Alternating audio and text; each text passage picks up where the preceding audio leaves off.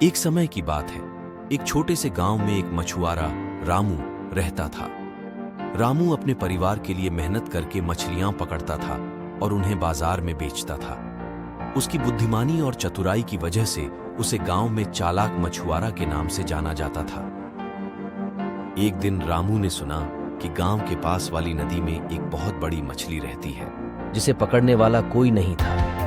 सभी मछुआरों ने उसे पकड़ने की कोशिश की, लेकिन असफल रहे। रामू ने ठान लिया कि वह इस बड़ी मछली को जरूर पकड़ेगा। उसने अपनी योजना बनानी शुरू कर दी। रामू ने अपनी योजना के अनुसार एक मजबूत जाल बनाया और उसे नदी में डाल दिया। उसने जाल में कुछ खास तरह के चारे भी लगाए जो बड़ी मछली को आकर्षित कर सके। रामू जानता था कि उसे धैर्य रखना होगा और सही समय का इंतजार करना होगा।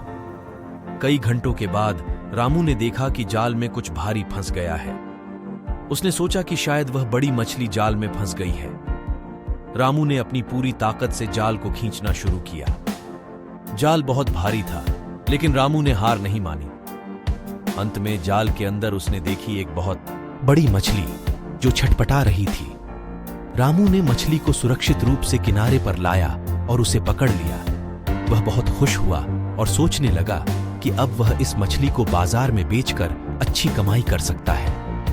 लेकिन तभी उसकी नजर मछली की आंखों पर पड़ी। मछली की आंखों में एक अजीब सी चमक थी, मानो वह कुछ कहना चाह रही हो। रामू ने सोचा कि हो सकता है कि यह मछली कोई जादुई मछली हो। उसने मछली से पूछा, क्या तुम कुछ कहना चाहती हो?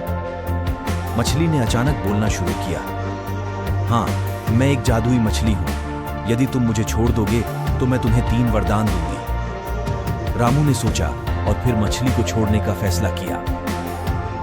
मछली ने अपने वचन के अनुसार रामू को 3 वरदान दिए। पहले वरदान में रामू ने अपने परिवार के लिए सुख समृद्धि मांगी। दूसरे वरदान में उसने गांव के सभी मछुआरों के लिए अच्छी पकड़ और समृद्धि मांगी।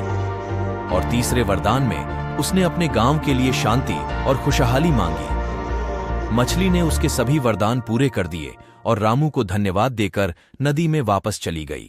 यह कहानी हमें सिखाती है कि धैर्य, चतुराई और दया से हम किसी भी कठिनाई का सामना कर सकते हैं। रामू ने अपनी चतुराई और धैर्य से न केवल बड़ी मछली पकड़ी, बल्कि अपनी दया से सभी के लिए खुशहाली और समृद्धि भी प्राप्त की।